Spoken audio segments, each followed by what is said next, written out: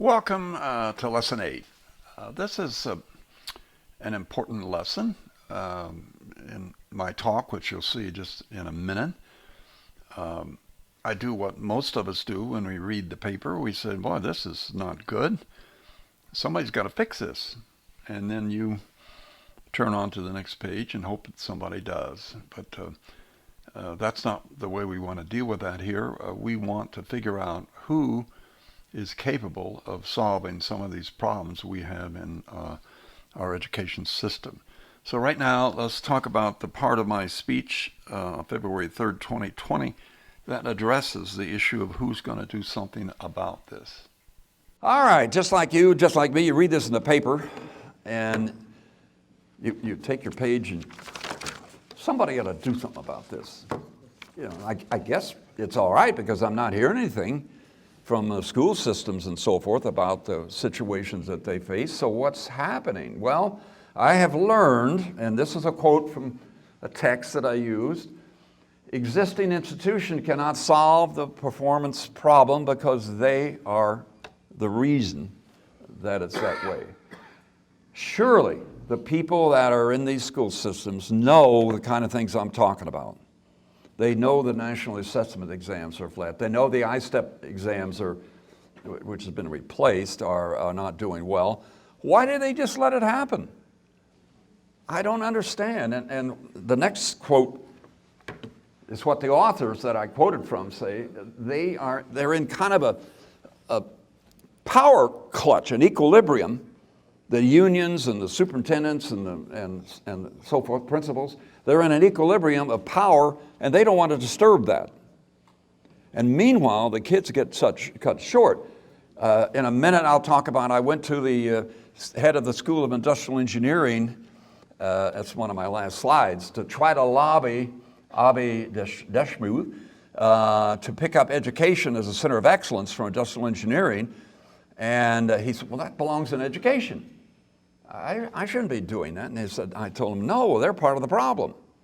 You know, the people in the ed departments, I never read anything in my research about their concerns about our school system. So something's really wrong there. And the bureaucracy is really great at preserving the status quo. And that's what they do. If you're a teacher, the one thing you don't want to do is get on the wrong side of the bureaucracy. They'll have you either out of there or off into some school system across the street in a big factory or something like that. You know, they will punish you. And as I said, well, you know, as I do my research and read all these papers and so forth, I don't read anything to speak of about the problem and what can we do about it from the educators, where you would expect it to come from. Now, maybe they're so beaten down by the laws and so forth that have been passed. I have no idea why they don't do more. I visited with the head of the teachers union, and I said to her, I talked about one of the study in the school, and I said, why don't you guys lobby for schoolroom conditions? If you talk about helping your people, you know, one of the best ways you would help your people is to give them an opportunity to do their jobs. And she said, well, you know, we're limited to compensation and benefits. And I don't know whether that's true or not. Now we've got another speaker, a guy named Jeffrey Canada, famous for his work in Harlem and what he's done with kids in Harlem. He is just a wonderful guy, great talker and so forth. And he's going to talk some about the education system that we have and what might be wrong with it, and not much about how to fix it, but at least it illuminates what's wrong. Here's his video. I'm a little nervous because my wife, Yvonne, said to me, she said, Jeff, you watch the TED Talks? I said, yes, honey, I love TED Talks. She said, you know they're like really smart, talented. I said, I know. She said, they don't want like the angry black man. So I said, no, I'm gonna be good, honey, I'm gonna be good, I am, but I am angry. And the last time I looked,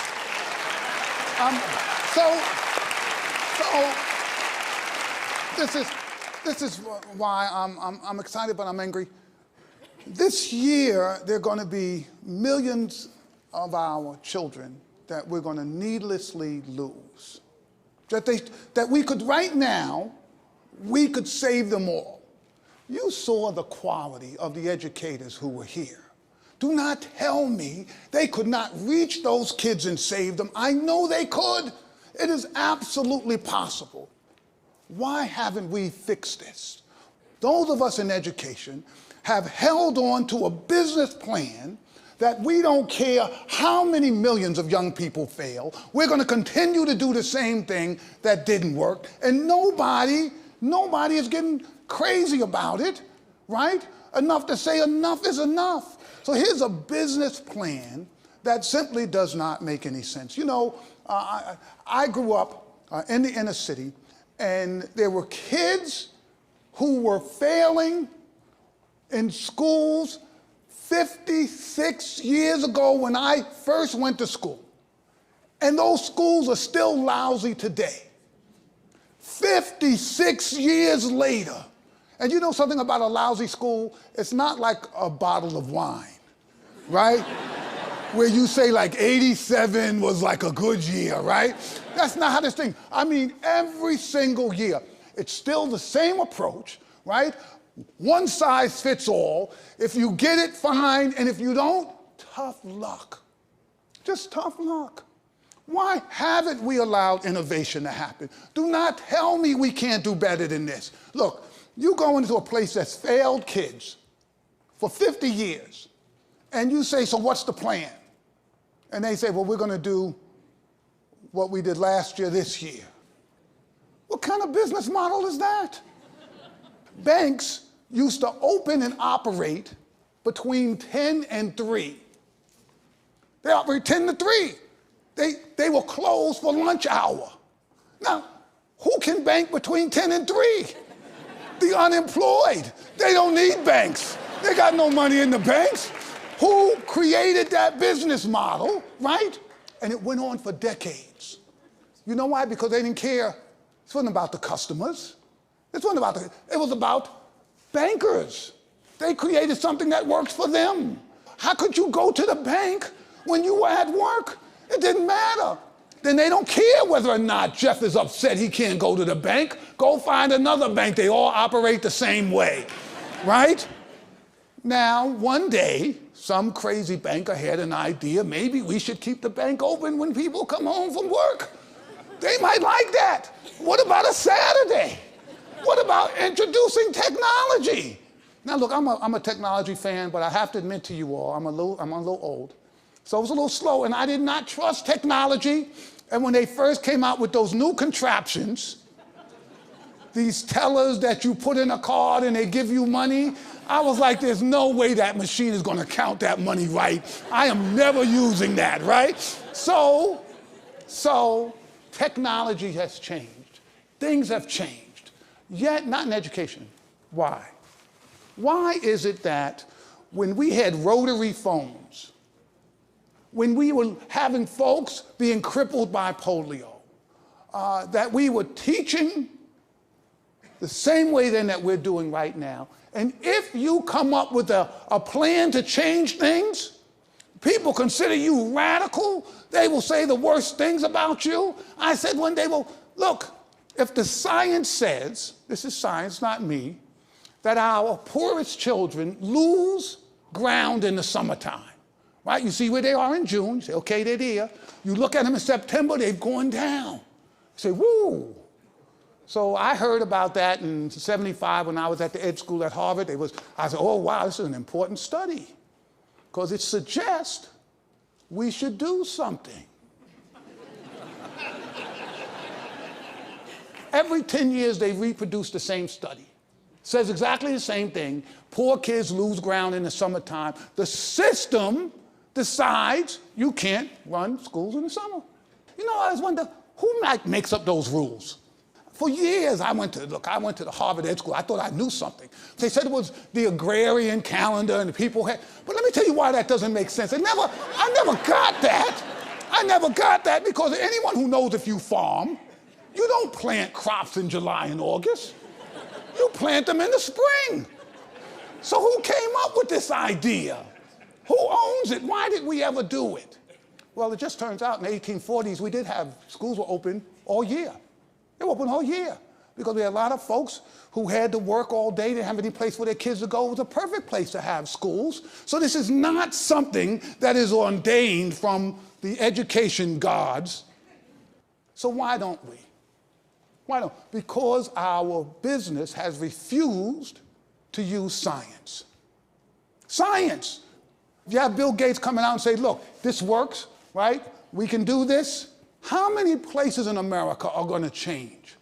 None. None. Okay, yeah, there are two. All right? Yes, there'll be some place there because some folks will do the right thing. As a profession, we have to stop this. The science is clear. Here's what we know. We know that the problem begins immediately. Right? This idea 0 to 3. So, who do we look to for change? Who's going to be the force of change, the change agent? Not sure the answer to that, but at least I'll talk about it some. First, I want to think about leadership and give you a perspective of a businessman. I've not been in the military, but these would both be relevant for those of us that have been close to a lot of really good leadership. As a businessman, I have been in meetings with highly placed leaders. This was at Eli Lilly and Company. I recall one time sitting in a meeting with our CEO chairman of the board. This guy's making $5 million a year, and I get out my calculator and divide by 2,000 hours, the typical work year, and divide, goodness, he's getting $2,500 an hour. So for every hour then he sits here in a meeting with us, he gets $2,500. Is he worth that much? Well, the board of directors sets his pay, and they must think so because they're giving him a really good salary. So here's the point. Unless you are there and seeing how it works, you cannot appreciate a leader's influence. We hang on his every word. He determines our standards, our values, aims us in the right direction, and is responsible for the jobs of 40,000 people and the future of the company.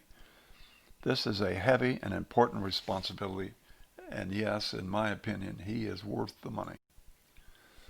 Well, who plays the role of the chairman of the board or the CEO in education? This is not at all clear, and that's, I think, one of the issues.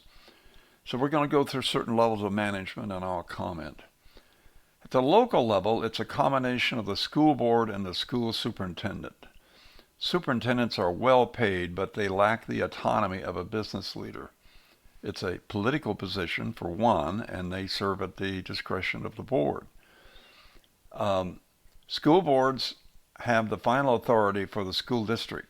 They are elected and have no particular association with education. In other words, they're like volunteers, something they need to do their jobs if it's to be done properly.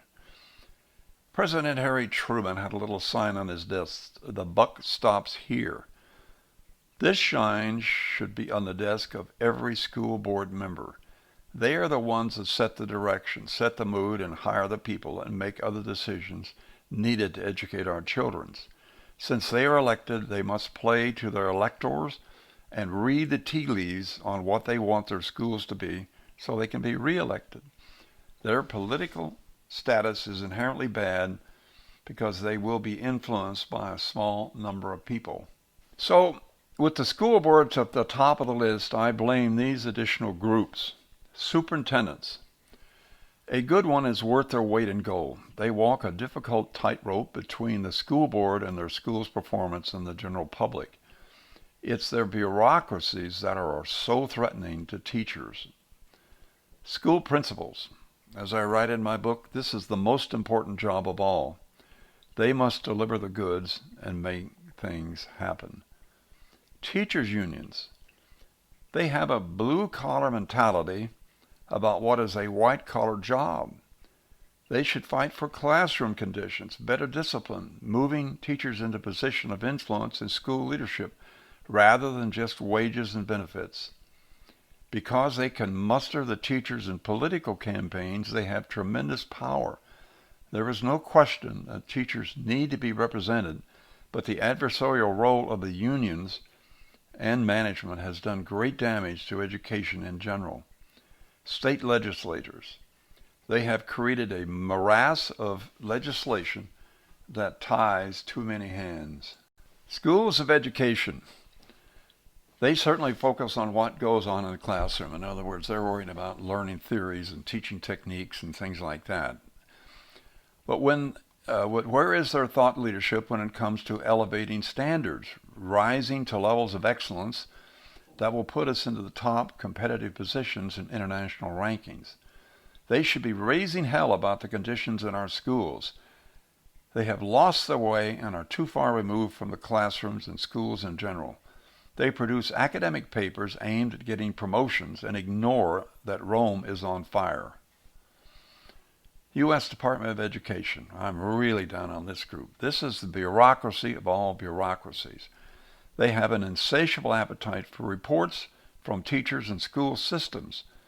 They do a terrible job of rolling out new programs for the nation, programs that add overhead and reporting but do not produce improvements. I would seriously consider a drastic reduction in their size and scope. The last I looked, they had 4,400 employees. The proper unit of management for education is the state.